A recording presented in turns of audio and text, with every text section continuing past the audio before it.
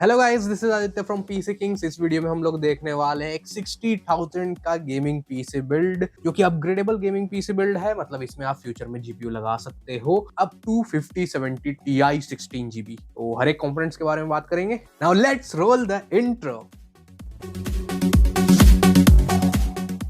Gaming and editing PCs buy करने के लिए आज ही विजिट करें पीसी किंग स्टोर को या फिर इस नंबर पे कॉल या व्हाट्सएप करें टू बुक योर पीसी। हम आपके बजट एंड रिक्वायरमेंट्स के हिसाब से आपका पीसी अच्छे से बिल्ड करके टेस्ट करके शिप भी कर देंगे आपके डोर स्टेप तक। Address, phone number, Google map location link all in description. So ये ऑर्डर आया है हम लोगों को बारूच गुजरात से। तो गुजरात हम लोग इसको पैक करके शिप करने वाले हैं। स्ट्रेस टेस्टिंग ऑलरेडी हो गई है। अब चलिए बात कर लेते हैं एक कंपोनेंट्स के बारे में। इस मुश्किल भरे जिंदगी में जहां पे रैम और एसएसडी के प्राइसेस एकदम स्काई रॉकेट हो रखे हैं, उसमें हम लोगों ने 60,000 में क्या क्या बिल्ड करके दिया है एंड किस तरीके से ये अपग्रेडेबल है वो भी अब आपको बताऊंगा। तो सबसे पहले बात कर लेते हैं प्रोसेसर के बारे में। तो प्रोसेसर हम लोगों ने यहाँ पे यूज किया है Ryzen 5 7600। AMD की 7000 सीरीज में बहुत ही बढ़िया प्रोसेसर है and as it is a 6 core 12 threads processor. इसमें स्टॉक कूलर भी आता है बट हम लोगों ने बाद में एयर कूलर यूज किया, अभी बताता हूँ उसके बारे में। इस प्रोसेसर में हम लोगों को यहाँ पे इंटीग्रेटेड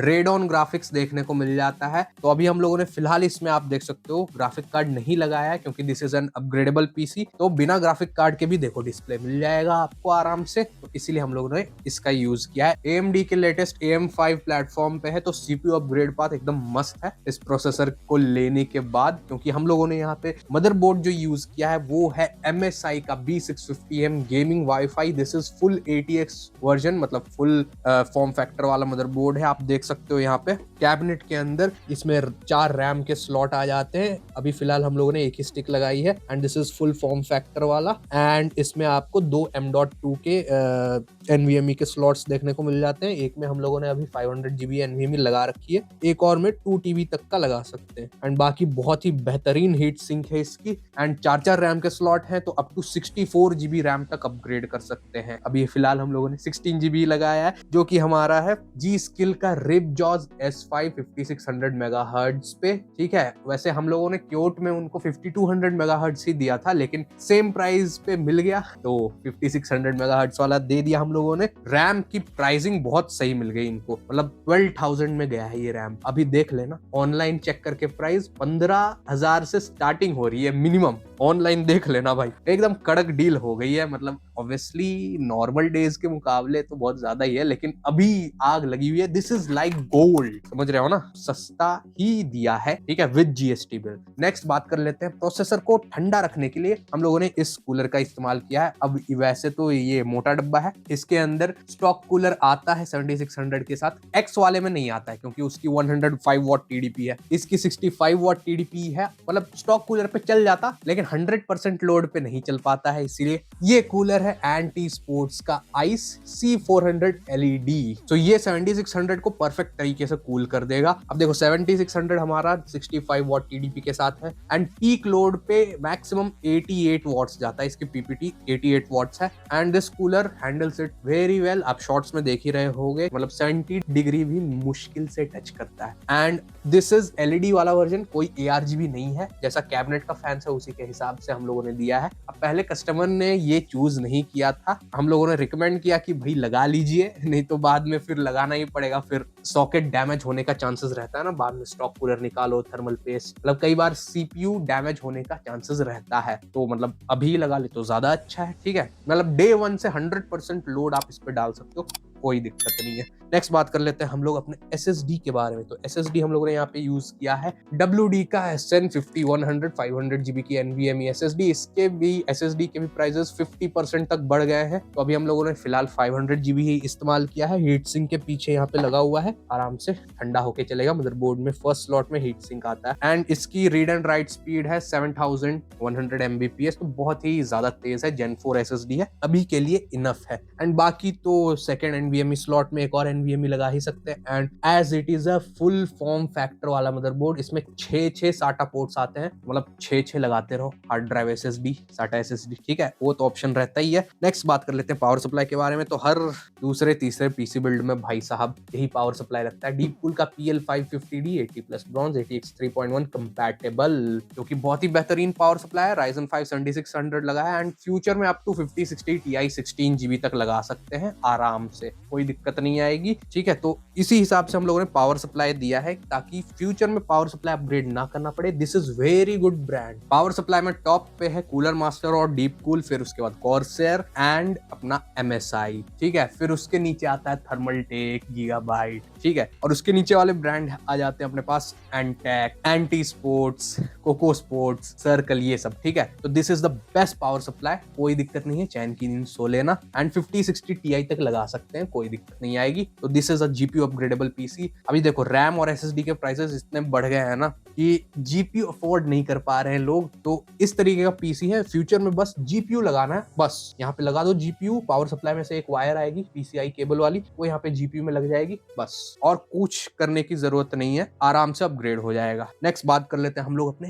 कैबिनेट के बारे में। कैबिनेट बहुत ही बेहतरीन है, ऑल्दो इसमें ARGB पंखे नहीं आते हैं, स्टैटिक LED फैंस ही आएंगे जो कि ऐसे ऑन ऑफ हो सकते हैं बस। इस कैबिनेट का नाम है MSI का Forge 120A airflow black variant, वैसे ब्लैक में ही आता है। बहुत ही स्पेशियस, बहुत ही बड़ी कैबिनेट है, आप देख सकते हो यहाँ पे फुल ATX फॉर्म फैक्टर का मदरबोर्ड लगा हुआ है। यहाँ से देखो, यहाँ से स्टार्ट हो रहा है और यहाँ नीचे तक जा रहा है, फिर भी ऊपर में देखो इतनी क्लियरेंस बची हुई है, लगभग 1.5-2 इंच तो बची हुई है। तो उससे क्या होता है ना कि केबल मैनेजमेंट में बहुत बेहतरीन रहता है। ऊपर के जो वो CPU के EPS कनेक्टर होते हैं ना 8 पिन वाले, वो आराम से लग जाते हैं, क्लियरेंस का कोई इशू नहीं आता है। साथ में यहाँ पे अगर आप बड़ा वाला एयर कूलर भी माउंट करते हो डुअल टावर वाला, तो भी रैम क्लियरेंस में कोई इशू नहीं आएगा आपको। एंड बड़े से बड़ा ट्रिपल फैन ग्राफिक कार्ड आप लगाते हो ना, तो भी आराम से लग जाएगा, 5090 भी लग सकता है इसमें, कोई दिक्कत नहीं आएगी। एंड MSI भाई आप जानते हो सबसे टॉप ब्रांड है कैबिनेट्स एंड मदरबोर्ड्स के बारे में। तो मदरबोर्ड भी हम लोग ने MSI का यूज किया है, कैबिनेट भी MSI का। एंड इसकी बिल्ड क्वालिटी आप देख सकते हो, एकदम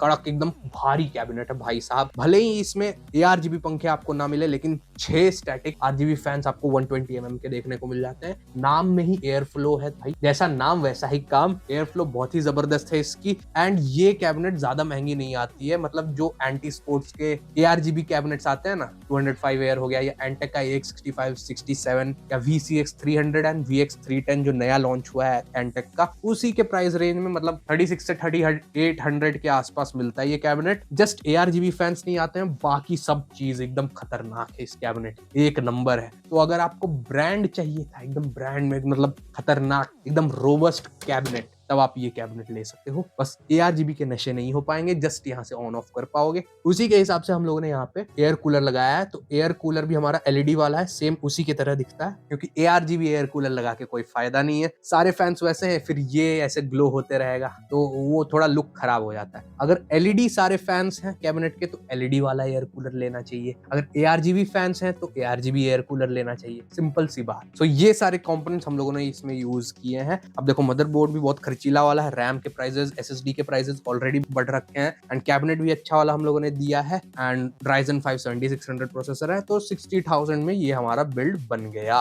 एंड मैं आपको बोलना चाहता हूँ कि अगर आपको पीसी बिल्ड करना था एंड करने वाले थे, तो प्राइस कम नहीं होने वाले हैं और बढ़ेंगे। रैम के प्राइसेस तो 20-20 हजार होने वाले हैं। अभी तो कहीं ना कहीं 15,000 का मिल रहा होगा, कहीं कहीं 18,000 का भी मिल रहा है रैम, एंड पीक में 20,000 जा सकता है प्राइस। ऐसी सूत्रों से खबर मिली ही है हमें, बहुत अच्छे वाले डिस्ट्रीब्यूटर जी से, ठीक है। तो बिल्कुल वेट मत करना, ग्राफिक कार्ड के भी प्राइस बढ़ सकते हैं, क्योंकि उनमें भी VRAM में DRAM चिप्स होती है, मतलब उसी के इक्विवेलेंट जो हमारे रैम्स में यूज होती है एंड SSD में यूज होती है। तो वेट बिल्कुल मत करना, ले लो लेना है, APU पे बनवा लो, बाद में ग्राफिक कार्ड ऐड कर लेना अगर बजट नहीं है तो। एंड मिनिमम 16 GB रैम लगा लो, एकदम सस्ती सादी वाली 5200 मेगाहर्ट्ज वाली। RGB के पीछे मत भागो, 6000 मेगाहर्ट्ज के पीछे मत भागो, जो मिलता है सस्ते में वो उठा लो, नहीं तो बाद में फिर 1 साल 1.5 साल वेट करना पड़ सकता है। समझ में आया? क्योंकि 2026 में भी bulk order in AI companies ने दे रखा है। रैम बिल्कुल भी खत्म है एंड कंज्यूमर के लिए, बहुत ही कम स्टॉक है, तो प्राइसेस बहुत बढ़ने वाले हैं, सच में हद से ज्यादा 5 गुना प्राइस होने वाले हैं रैम के।